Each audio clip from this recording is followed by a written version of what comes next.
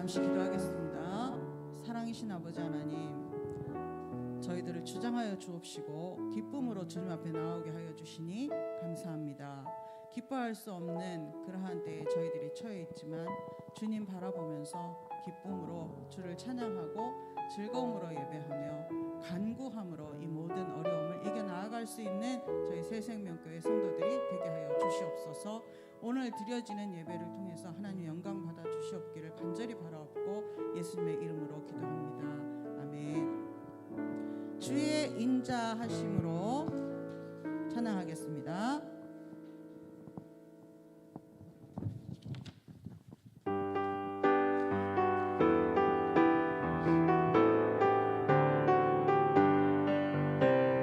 주의 인자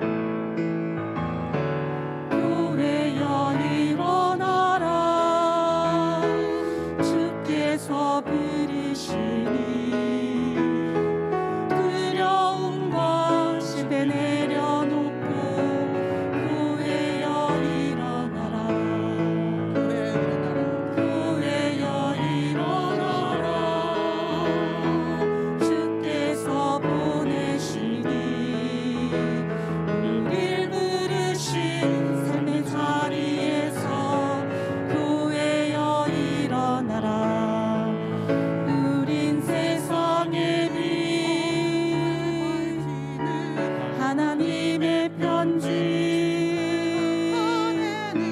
주의 교회를 통해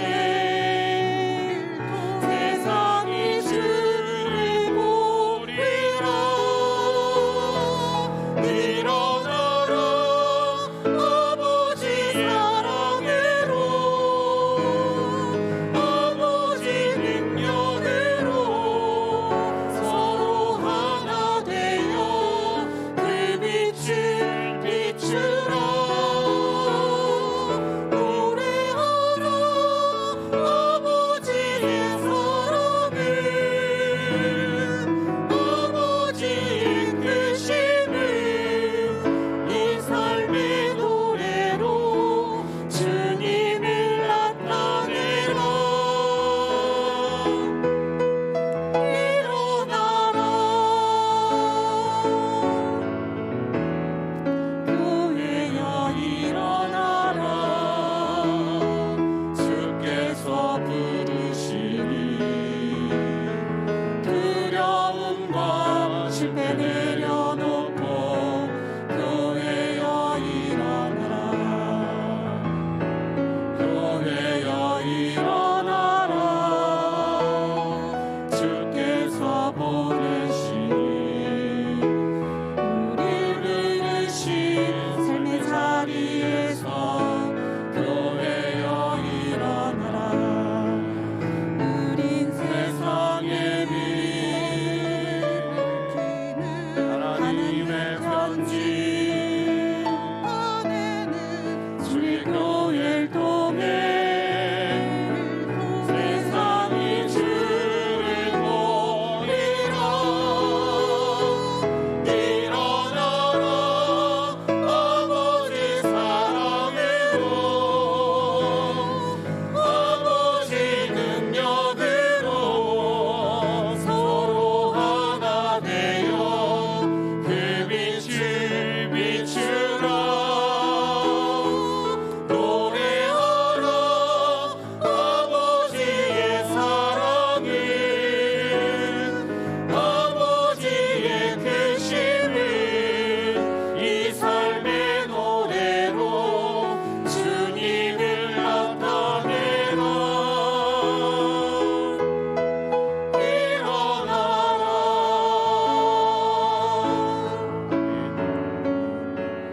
우리의 마음을 모두하서 사도신경으로 우리의 신앙을 고백하겠습니다.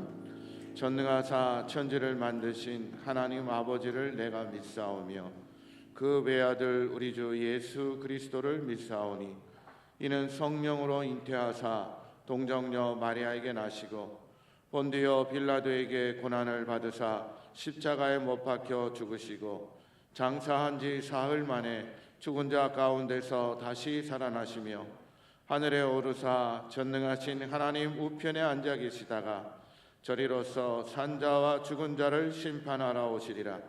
성령을 믿사오며 거룩한 공예와 성도가 서로 교통하는 것과 죄를 사하여 주시는 것과 몸이 다시 사는 것과 영원히 사는 것을 믿사옵나이다. 아멘. 순서에는 없지만 찬송가 104장 찬양하시겠습니다.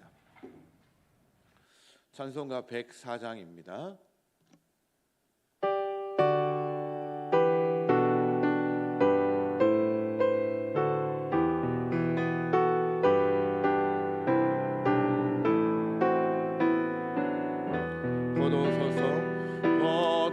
서서 임마누엘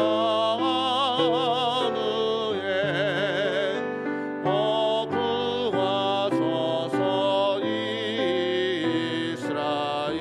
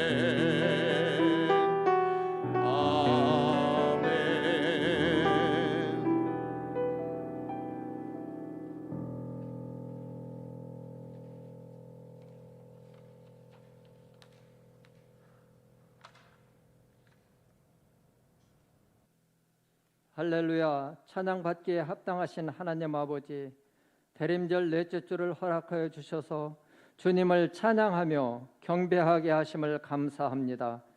예수 그리스도께서 영원히 죽을 수밖에 없는 우리들을 구원하기 위해 이 땅에 오심을 감사합니다. 우리들을 구원하시고 하나님의 자녀 삼아 주신 은혜에 감사합니다. 하나님의 자녀된 우리들이 이 세상의 심판주로 다시 오실 주님을 기다리는 모든 성도 되게 하시옵소서. 주님, 코로나19로 인하여 인터넷 예배를 드리는 모든 성도에게도 동일한 은혜로 역사하여 주시옵소서.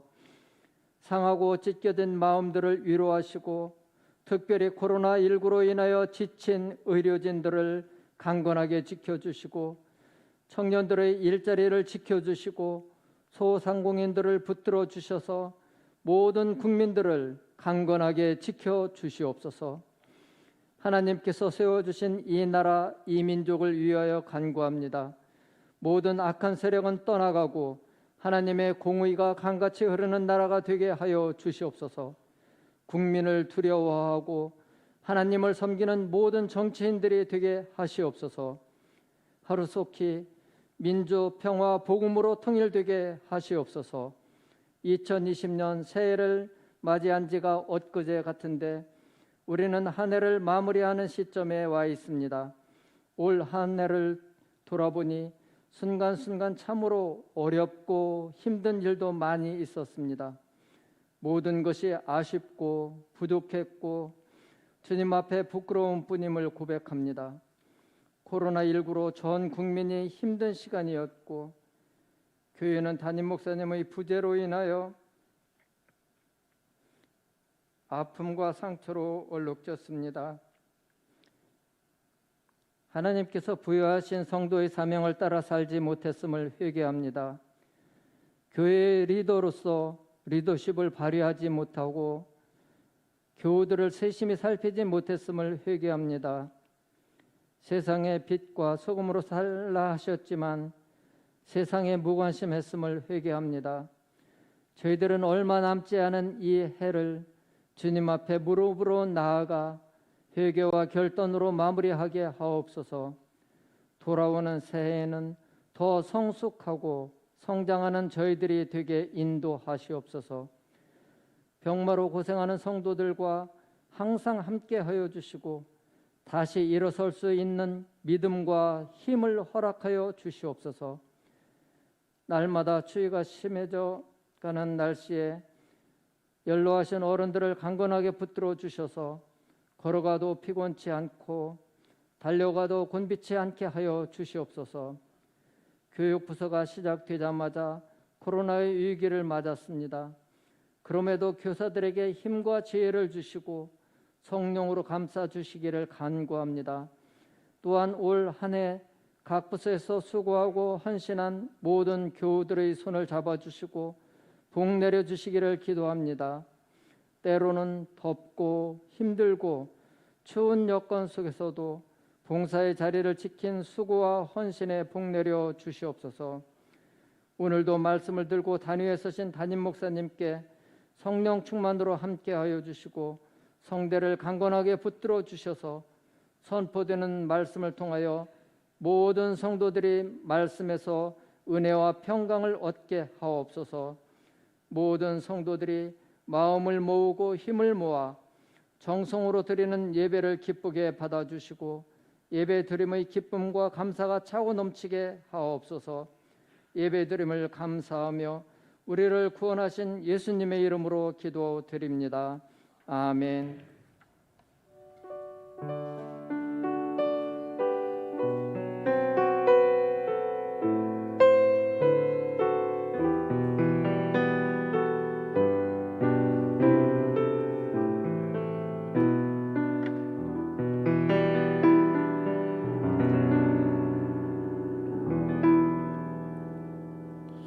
다 같이 일어나셔서 정성껏 준비한 봉헌 하나님께 드리도록 하겠습니다.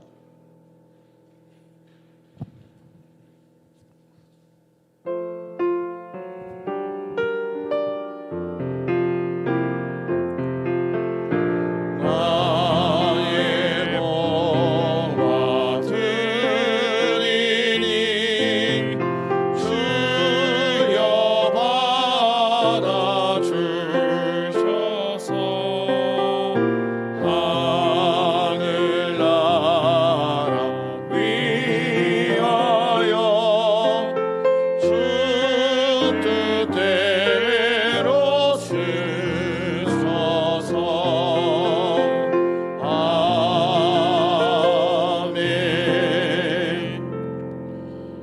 귀한 하나님의 은혜에 감사를 드립니다. 지난주 한파가 몰아쳐서 우리들을 춥게 하고 힘들게 했지만 그 속에서 우리의 건강을 지켜주시고 거룩한 주일 주님 전에 나와 예배드리게 하심에 감사를 드립니다.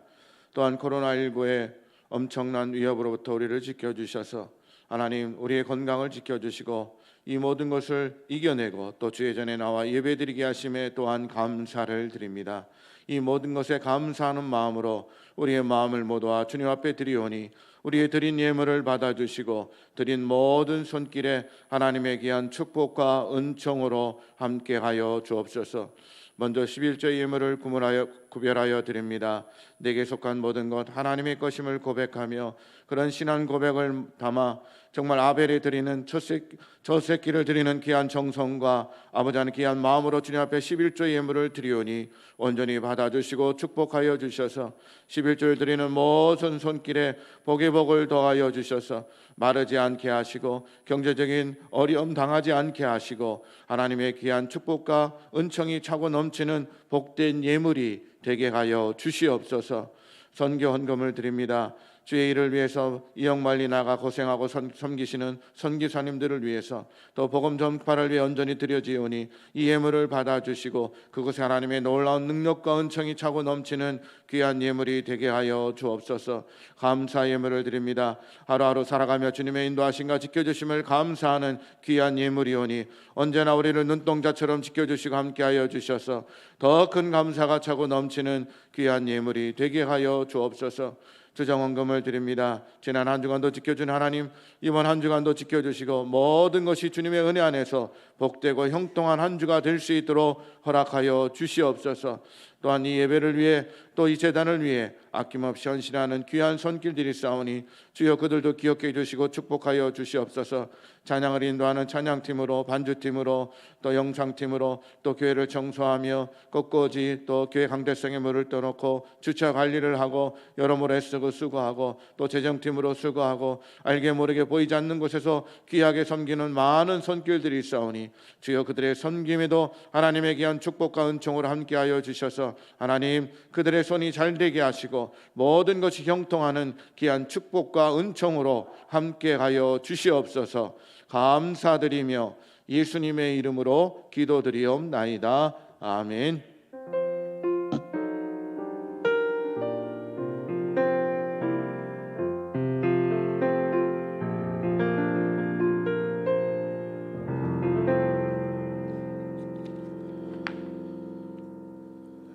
교회 소식 전해드리겠습니다. 오늘은 대림절 네 번째 주일입니다. 그래서 앞에 초간에 4개 켜졌고요. 이제 이번 주 금요일 날은 성탄절을 맞이하게 됩니다.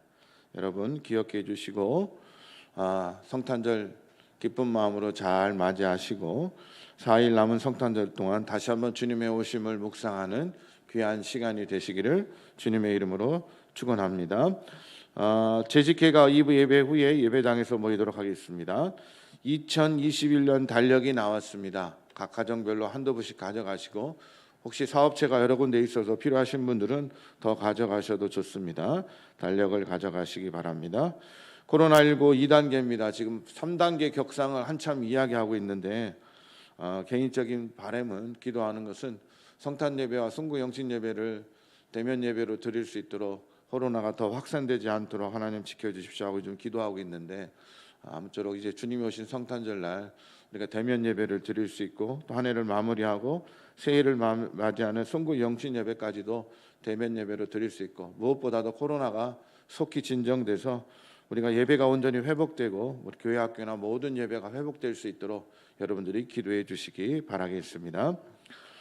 성탄 감사 예배가 12월 25일 오전 11시에 드려집니다. 잊지 마시고 참석해 주시고 성탄절 드레스 코드는 빨간색이라고 지난주 광고를 드렸죠. 그래서 옷 중에 빨간색을 섞어서 입고 오시면 됩니다. 넥타이를 메고 오셔고 리본을 메고 오셔도 좋고 그래서 성탄을 함께 축하하는 의미에서 여러분들이 드레스 코드를 빨간색으로 맞춰 주셔서 이번 성탄절 예배가 더 뜻깊고 여러분의 준비한 만큼 더 큰 은혜가 되는 귀한 예배가 되기를 소망합니다. 저희들이 사진을 찍어서 입상하신 분들에게는 다음 주에 시상을 하도록 하겠습니다. 자, 이제 우리 옆에 분하고 인사하겠습니다. 주님의 이름으로 사랑하고 축복합니다. 또 한 번 인사하겠습니다. 메리 크리스마스. 성탄절이 가까워졌죠. 여러분, 성탄절 하면 어렸을 때는 굉장히 기대되고 기다리는 날이었죠. 어른이 돼서도 그런 것은 마찬가지입니다. 그런데 올해는 코로나 때문에 좀 분위기가 굉장히 많이 썰렁합니다. 그럼에도 불구하고 성탄의 기쁜 소식이 여러분 삶 가운데 크게 울려 퍼지기를 주님의 이름으로 축원합니다. 올해 산타 할아버지가 12월 25일 날 오지 못하고 1월 9일 날 오신답니다.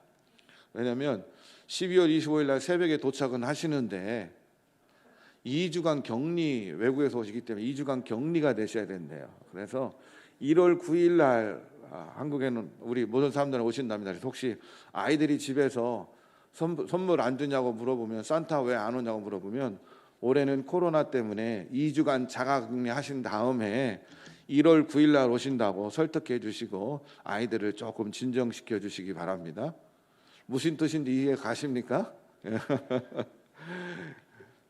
어쨌든 성탄절 하면 우리가 산타크로스 할아버지를 기다리고 즐거운 많은 소식들이 있는데, 산타크로스 할아버지 유래에 대해서는 제가 주보에 실어놨습니다. 한번 읽어보시고 이 성 니콜라스를 우리 산타크로스로 부르게 된 유래에 대해서 넣어놨으니까 한번 참고해 보시기 바라겠습니다. 저는 올해까지 쉬운 네 번째 성탄절을 맞이합니다.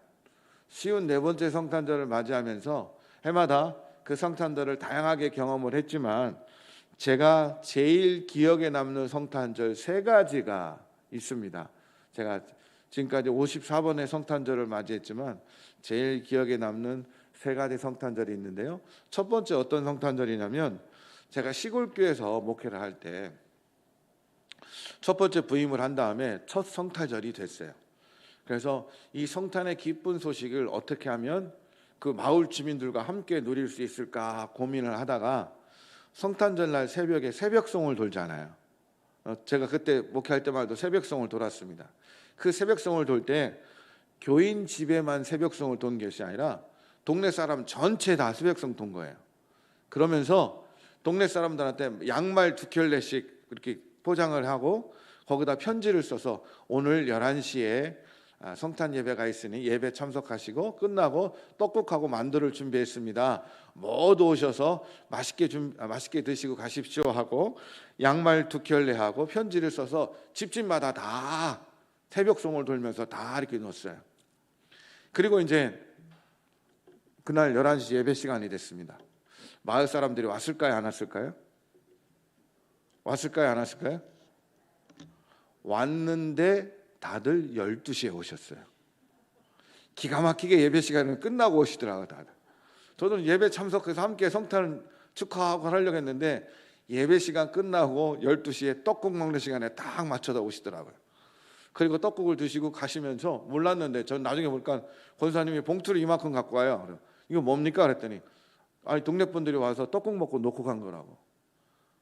아니 이게 뭐예요? 했더니 그분들 생각은 저는 성탄 예배 같이 참여하고 저희들이 떡국 대접하고 만두 대접하려고 했는데 그분들은 교회 행사 건의해가지고 시골 사람들은 행사치레로 이렇게 오신 거더라고요. 그래서 그 다음 해부터는 양말을 돌리지 않았습니다. 왜냐면 어르신들이 그 양말 받고 또 봉투 마련해서 교회에다가 이렇게 주는 걸로 부담스러워할까 봐 그 다음부터는 저 동네 모든 분들한테 양말을 돌리지 않았는데, 어쨌든 그때 성탄절 날 저희들은 동네 분들하고 함께 초대해서 예배를 드리는 것이 목적이었는데 그분들은 그냥 인사치레로 행사치레로 오셨던 그런 성탄절이 기억이 납니다. 또 하나의 성탄절은 제가 캐나다 처음 갔을 때 성탄절입니다. 캐나다를 처음 갔는데 놀랐어요. 왜냐하면 11월 말부터 온갖 추리를 다 집집마다 다 해놓고 뭐 집 주변에다가 다 깜빡이 달아놓고 막 반짝반짝하게 성탄절 추리를 해놨더라고요.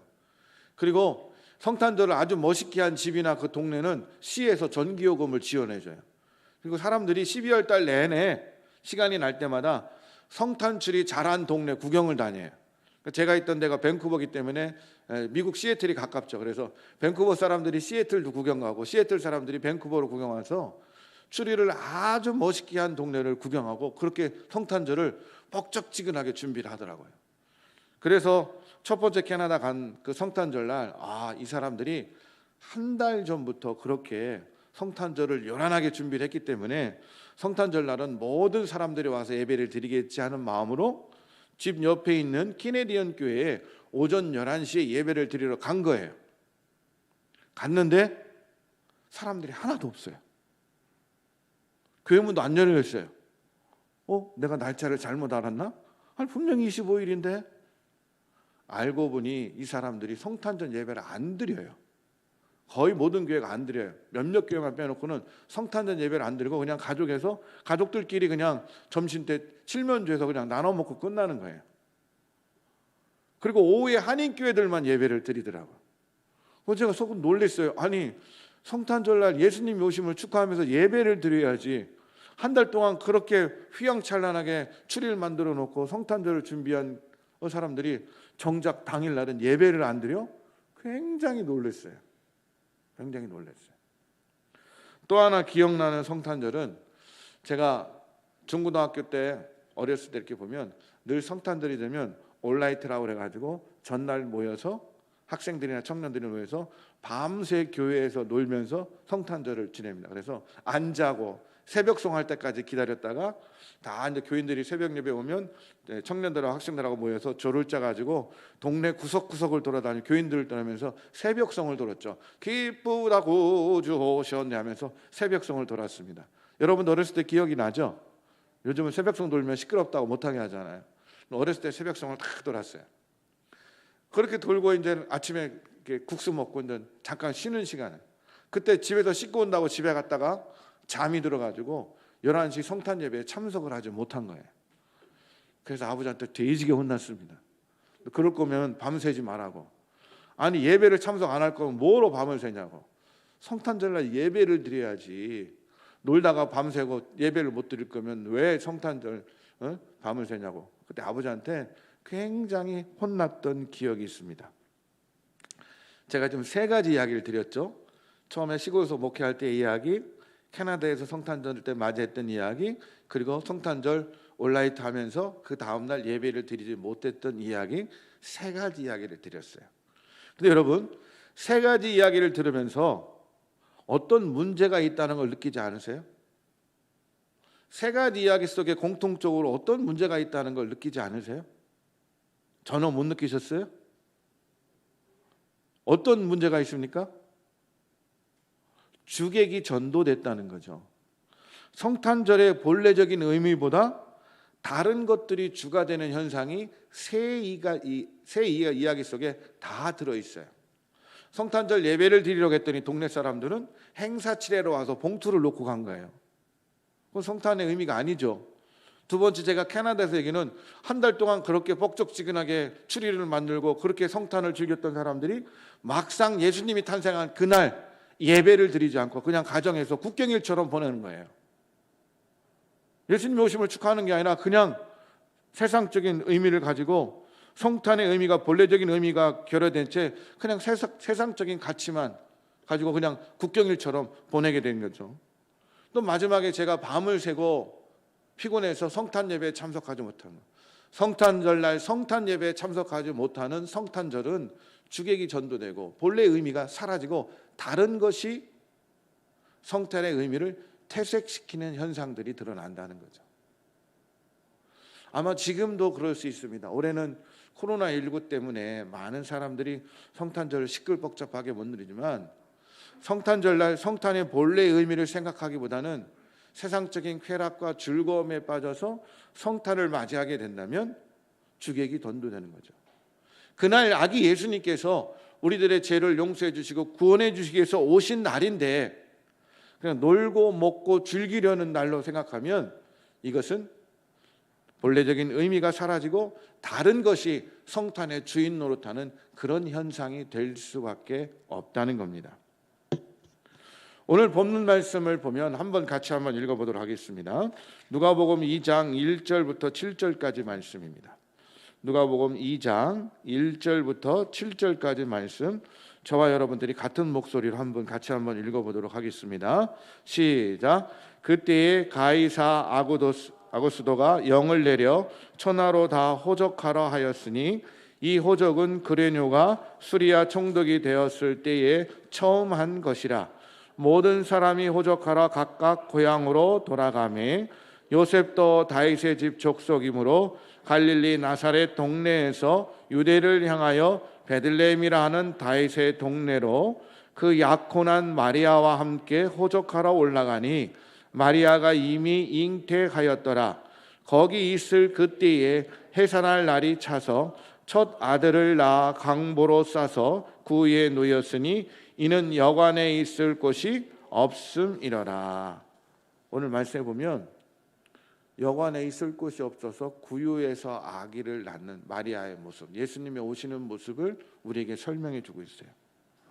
크리스마스는, 성탄절은 아기 예수님께서, 그 하나님이신 예수님이 인간의 몸으로 이 땅에 오셔서 우리를 구원해 주시기에 오신 그날을 축하하고 감사하는 날입니다. 그런데 세상 사람들은 술 취함과 방탕함으로 성탄절의 본래 의미들을 퇴색시키고 있다는 겁니다. 이처럼 예수님의 오심을 완전히 깨닫지 못하고 그 의미를 상실시키는 현대인들처럼 예수님께서도 그 당시 2020년 전에 유대 땅에 오셨을 때에 바로 그 당시 그곳에 수많은 사람들이 있었지만 예수님의 오신 은혜와 기쁨을 알지 못했던 여러 사람들이 있었다는 거죠.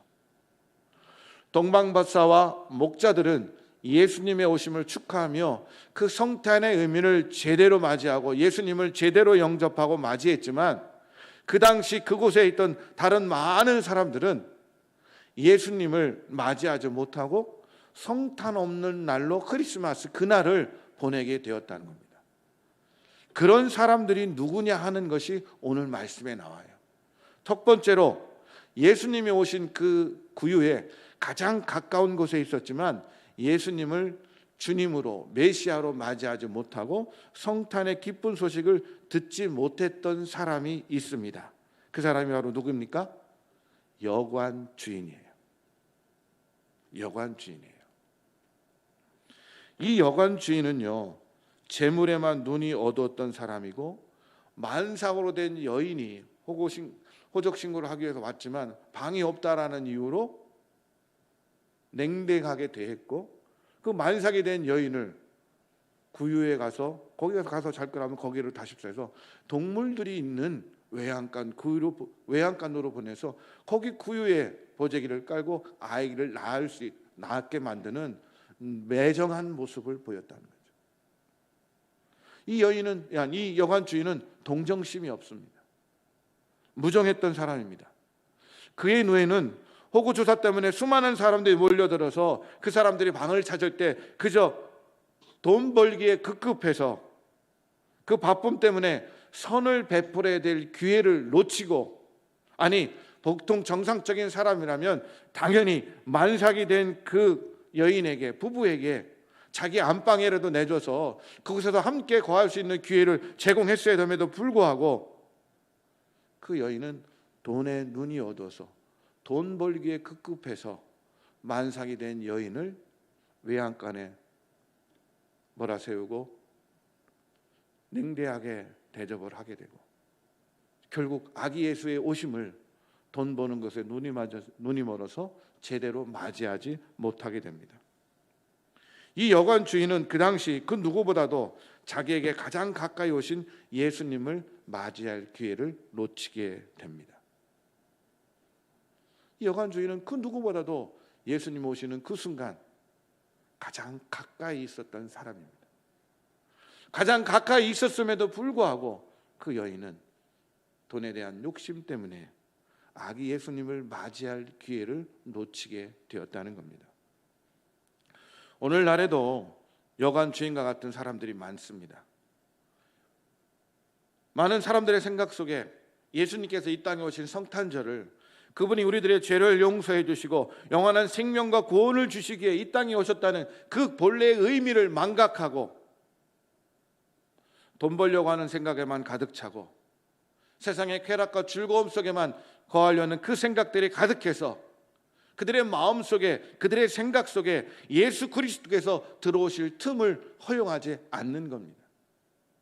그들의 생각 속에는 세상적인 재리의 염려와 세상적인 것들이 우선이 될 수밖에 없습니다. 이런 모습은 마치 마태복음 13장 22절, 마태복음 13장 22절에 나오는 가시떨기밭 같은 사람들의 모습입니다.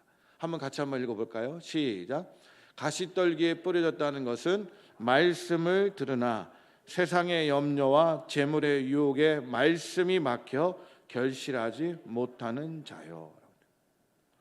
이 여관 주인은 돈은 좀 벌었겠죠. 그러나 그의 매정함과 그 돈에 대한 탐욕 때문에 온 백성에게 미칠 큰 기쁨의 좋은 소식을 갖고 오신 그 예수님을 맞이할 수 있는 기회를 놓치게 됩니다. 결국 구원받지 못하는 인생이 되게 됩니다. 혹 우리가 이 여관 주인처럼 세상의 재리의 염려와 욕심 때문에 주님의 오심을 온전히 맞이하지 못하고 그 욕심 때문에 주님의 오심을 놓칠 수 있는 사람이 될 수 있다는 겁니다. 미국이나 영국이나 캐나다에 보면 12월 25일 날 성탄절을 보낸 다음에 12월 26일 날 특별한 날로 휴일이며 시킵니다. 그날이 무슨 날인지 아세요? 혹시 외국에서 있다 오신 분들은 아실 겁니다. 박싱데이라는 날이 있어요. 이 박싱데이라는 날은 모든 물건을 50% 이하로 절감을 시켜 팝니다. 한 해 동안 다 팔지 못한 물건들 중에 모든 물건들을 50% 이하로, 생필품 말고 뭐 전자제품이나 고가의 물건들을, 재고가 된 모든 물건들을 50% 이하로 팝니다. 그래서 저도 학생으로 갔기 때문에 노트북이나 이런 거 살 때는 굉장히 비싸잖아요. 100만 원씩 넘게 되니까. 그래서 박싱데이 기다렸다가 정말 문도 열기 전에 몇 시간 전에 가서 기다렸다가 문을 확 열면 맨 처음에 가서 자기가 원했던 고가의 제품들을 딱 짚고 가서 그걸 50% 할인해서 사게 됩니다. 저도 이렇게 몇 번 해봤지만 그날은 사람들이 정말 바글바글합니다. 그런데 원래 이 박싱데이의 유래는요, 크리스마스 다음 날 12월 26일 날 진행하게 되는데, 과거 영국에서 가난한 사람들에게 선물하는 날이었다는 거죠.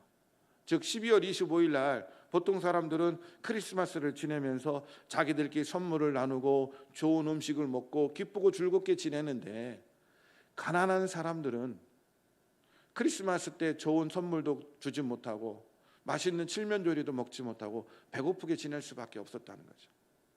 그래서 25일 날 성탄절을 보낸 다음에 26일 날 자기들이 만들었던 음식을 가난한 사람들에게 나누고 자기에게 들어온 많은 선물 중에 몇 개를 골라서 가난한 사람들에게 나눠주는 날이 박싱데이였다는 거죠. 근데 그 의미 있는 그날이 요즘 미국과 유럽에서는 연말 재고 떨어내기를 위한 할인 판매하는 날이 되고, 기업가들의 상술에 의해서 그 좋은 나누는 날이 재고 처리하는 날로 바뀌게 되었다는 거죠. 어때요? 성탄의 의미가 박싱데이까지 연결돼야 되는데 그 성탄의 본래적인 의미를 인간의 탐욕과 돈 벌려는 욕심 때문에 재고 처리하는 날로 바꿔버린 게 현실이라는 거예요. 주님의 오심의 의미가 박싱데이로 말미암아 물건 싸게 사는 날로 그 의미가 퇴색되고 바뀌게 되었다는 거죠. 우리도 만약에 이런 세상적인 욕심이나 돈에 대한 욕심을 가지고 성탄절을 맞이하게 된다면 여관 주인처럼 진정한 성탄의 구원과 기쁨의 은혜들을 나눌 수 없는 사람이 될 수 있다는 겁니다. 두 번째 성탄을 맞이하지 못한 사람 중에 그 당시 예수님께서 태어난 그 시대 그 당시 예수님의 성탄을 맞이하지 못한 사람 중에 헤롯 왕이 있습니다. 누가 있다고요? 헤롯. 헤롯은 예수님이 탄생하던 당시에 유대의 분봉왕입니다. 여러 지역을 나눠서 그곳에 왕을 세웠을 때 이 헤롯이 그 중에 한 왕이었습니다. 그런데 그는 자신의 영광과 왕위를 구하는 정치강이었습니다. 그래서 모든 사람들을 의심하고 자기보다 더 나았거나 또 자기 지위를 위협하는 사람들 있으면 다 죽이는 그런 사람이었습니다. 그는 크리스마스를 제대로 맞이하지 못하게 됩니다. 헤롯은 동방박사들이 찾아와서 메시아가 오신 곳이 어디라고 가르쳐 달라고 할 때 그는 제사장과 서기관들을 통해서 그 메시아가 유대 땅 베들레헴에서 날 것이라는 것을 알았습니다. 그런데 예수님의 오심을 헤롯은 불행하게도 영적인 의미로 받아들이지 않고 이 헤롯은 예수님의 오심이 자기의 지위와 왕권을 빼앗길까 하는 두려움에 찬 질투심으로 맞이하게 됩니다. 그러다 보니 그는 그 권력을 유지하기 위해서 그 질투심에 눈이 멀어 마음이 돌같이 굳어버립니다. 메시아의 오심을 영적으로 이해하지 못하게 됩니다.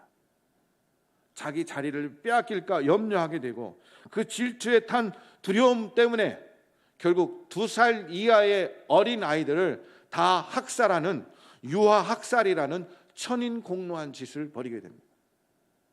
그 당시 베들레헴에 태어난 아이들 중에 2세 이하의 아이들은 다 죽이려는 명령을 내립니다. 아니, 왕이 되는 게 뭔데? 한 나라의 왕이 뭔데? 한 지역에 수십 수백의 아이들을 다 죽이라는 그런 말도 안 되는 만행을 저지르게 됩니다. 헤롯은 결국 자기 왕위를 지키려는 그 권력욕 때문에 살인까지 저지르고 크리스마스를 맞이하지 못하게 됩니다. 이 이야기가 먼 옛날에만 이야기는 아닙니다. 여러분들이 잘 아는 것처럼 1980년 광주에서 5월 18일 광주 민주항쟁 때 수많은 사람들이 학살당합니다. 특별히 이번 재판에서 헬기 기관총 난사가 확인이 되고 전두환 대통령이 그거에 대한 심판을 받게 됐죠. 그냥 총을 쏘는 것도 아니고 헬기에서 기관총을 난사하는 건 무차별적인 학살입니다. 자기 정권을 유지하자고, 자기가 대통령이 되겠다고 자기 백성을 수백 수천 명의 사람들을 기관총으로 난사해서 죽이는 그런 일이 벌어집니다. 마치 헤롯처럼. 사람이 아니죠. 어찌 사람으로서 자기의 왕권과 자기 권력을 지키기 위해서 그렇게 사람들을 죽일 수 있습니까? 있을 수 없는 일입니다. 그런데 사람이 권력에 눈이 멀면 그렇게 변한다는 거죠. 그 권력을 지키기 위해 사람들이 그렇게 눈이 먼다는 거예요. 돈에 대한 욕심뿐만이 아니라 권력을 지키고 그 명예를 지키기 위해서 사람까지 죽이는 일을 서슴지 않게 된다는 거죠. 자신들이 중요하게 생각하는 세속적인 가치와 욕망들, 그리고 자신들이 소유한 지위를 잃게 될까 봐 정정긍긍하며 그것에 정신이 팔려서 영적인 세계와 영적인 가치들을 추구하지 않습니다. 그들은 육신의 정욕과 안목의 정욕과 이생의 자랑에만 빠져 있는 사람들이고 그것이 전부인 것처럼 착각하고 사는 인생들입니다. 그래서 그들의 마음은 돌같이 단단히 굳어져서 살인까지도 서슴지 않게 저지르는 천일공노한 짓들을 벌이게 됩니다.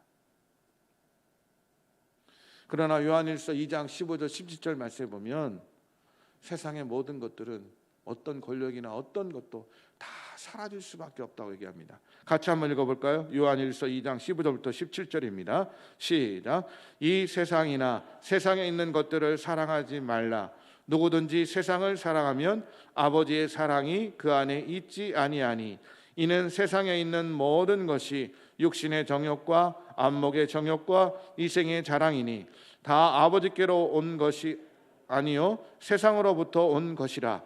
이 세상도 그 정욕도 지나가되 오직 하나님의 뜻을 행하는 자는 영원히 거하리라. 또 고린도후서 4장 18절 말씀 같이 이어서 읽겠습니다. 시작. 우리가 주목하는 것은 보이는 것이 아니요 보이지 않는 것이니 보이는 것은 잠깐이요 보이지 않는 것은 영원함이라. 호코이모스 파라게타이라고 표현합니다. 이 세상의 모든 것들은 다 지나가고 다 사라진다. 근데 그 권력으로 그 욕심으로 말미암아 인간은 그 권력에 눈이 멀고 돈에 눈이 멀어서 만삭이 된 여인을 모른 채 하고 수많은 어린 아이들을 살해하는 일을 벌이게 된다는 사실입니다. 그런 그들에게는 절대로 크리스마스가 있을 수가 없죠. 가장 가까이 예수님이 오셨음에도 불구하고 돈에 먼 사람은 예수님이 보이지 않는다는 거죠. 권력에 눈먼 사람들은 이 땅에 오신 예수님을 볼 수가 없게 되는 거죠. 마지막으로 성탄을 맞이하지 못한 사람 중에 누가 있냐면 대제사장과 서기관들입니다. 그 당시 대제사장은 성전을 관리하고 최고의 행정력과 교육, 지도자적인 기량을 갖춘 엘리트 중에 엘리트고 제사장들 중에 으뜸이 되는 사람으로 뽑힌 사람들입니다. 이들은 모든 성경에 대해서 잘 아는 사람들입니다. 서기관들은 어학자들이었고 성경 해석자들이며 성경 자료에 관련된 모든 문화와 역사를 잘 알고 있는 사람들입니다. 이 두 부류의 사람은 동방에서 온 박사들이 메시아가 어디에 태어날 것을 묻게 될 때 정확히 미가 선지자의 예언을 통해서 유대 땅 베들레헴에 날 것이라고 헤롯 왕 앞에서 동방 박사들에게 아기 예수님이 오실 장소를 분명하게 이야기해 줍니다.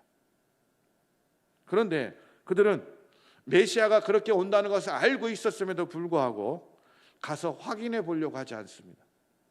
상식적으로 보면 메시아가 오면 가서 확인을 해야 되는 것이 자기들의 임무고 당연한 도리임에도 불구하고 그들은 메시아가 그렇게 온다는 사실을 이미 미가 예언서를 통해서 알고 있었음에도 불구하고 그들은 그곳에 가지 않습니다. 그 원인이 무엇입니까? 대제사장들과 서기관들은 메시아가 태어날 줄 알면서도 찾지 않습니다. 지식의 교만함과 안일함 때문에 그런 사실은 알고 있었지만 결정적으로 믿지 않았다는 겁니다. 그 결과 그들은 성탄절을 맞이하지 못하게 됩니다. 여러분, 아는 것과 믿는 것은 분명한 차이가 있습니다.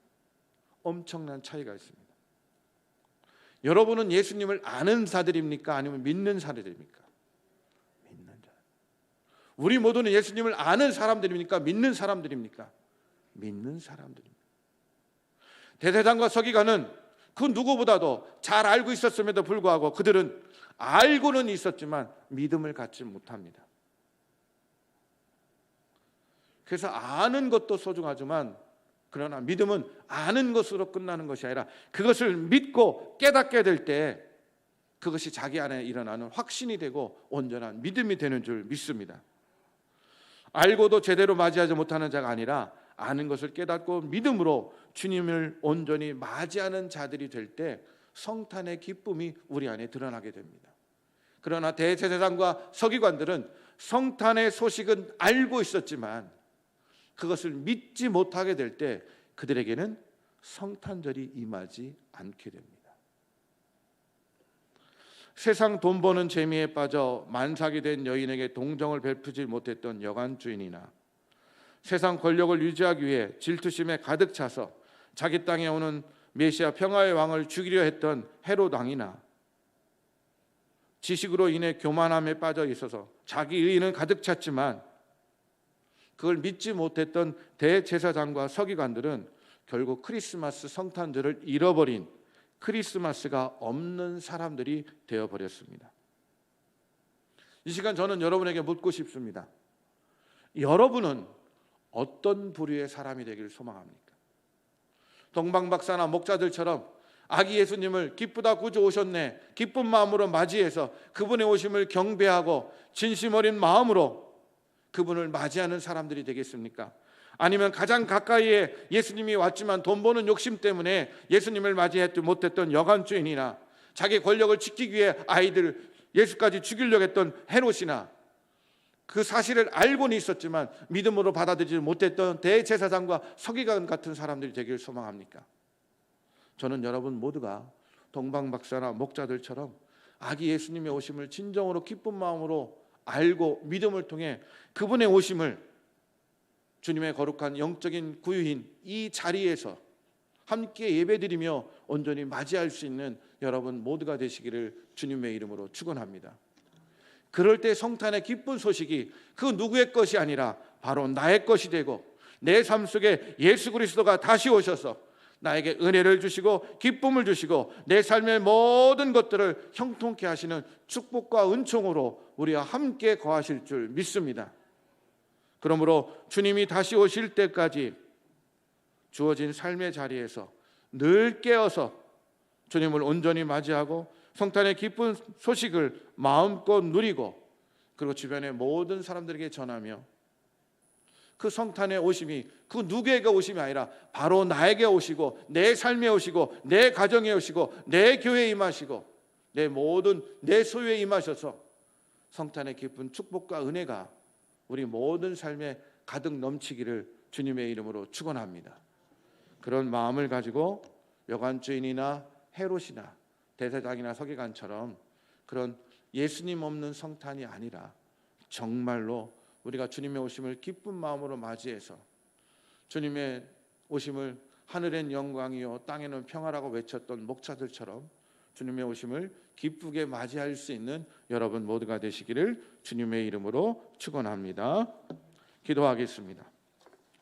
사랑의 하나님 감사합니다. 하나님 우리를 불러 세워주셔서 2020년도 주님의 다시 오심을 기쁜 마음으로 준비할 수 있도록 허락하심에 감사를 드립니다. 혹 저희들이 주님의 오심을 여관주인처럼 세상의 재물에 눈이 멀어서 헤롯처럼 자기 소유와 지위와 권력욕에 눈이 멀어서 대제사장과 서기관들처럼 알고는 있지만 진실된 마음으로 그를 받아들이지 못함을 통해 진정한 의미에서 성탄을 맞이하지 못하는 그런 사람들이 되지 않게 하시고 동방박사처럼 목자들처럼 주님의 오심을 기뻐하며 온전히 주님의 오심이 내 삶 속에 가득 임하기를 소망하는 귀한 믿음의 사람들이 될 수 있도록 우리 모두를 지켜주시고 인도하여 주시옵소서. 감사드리며 예수님의 이름으로 기도드리옵나이다. 아멘. 다 같이 일어나셔서 우리 결단 찬양하시겠습니다.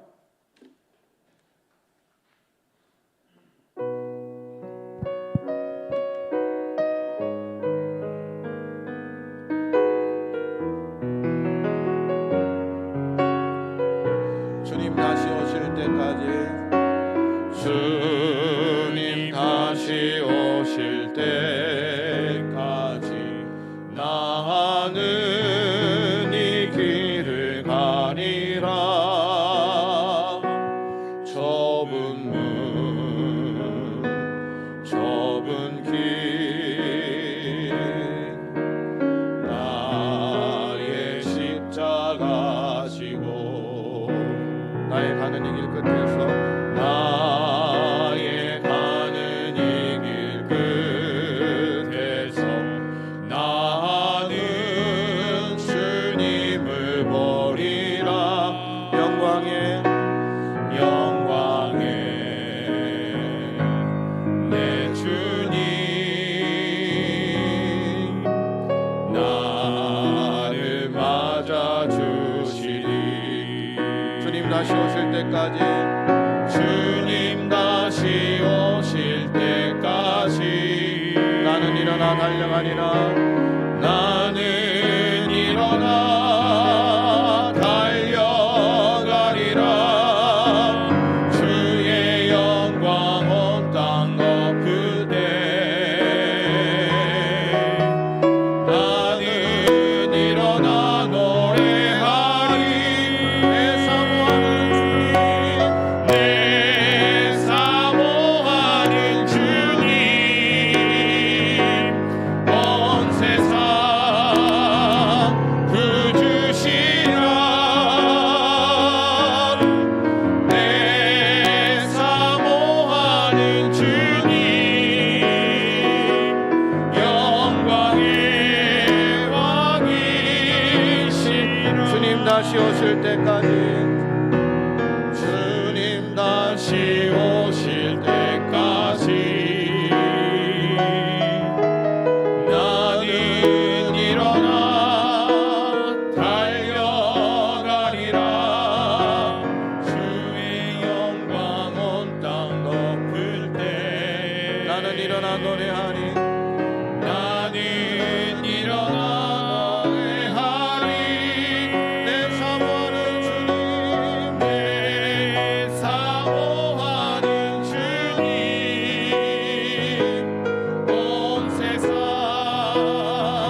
구주시라. 내 사모하는 주님 영광의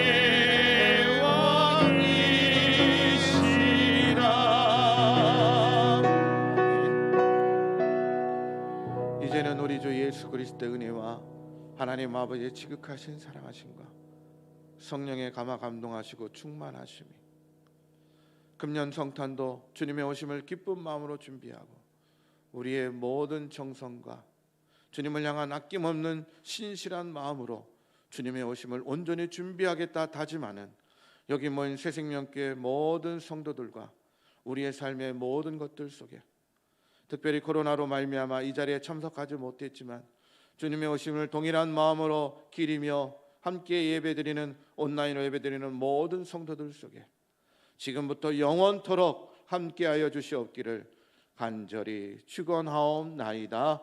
아멘.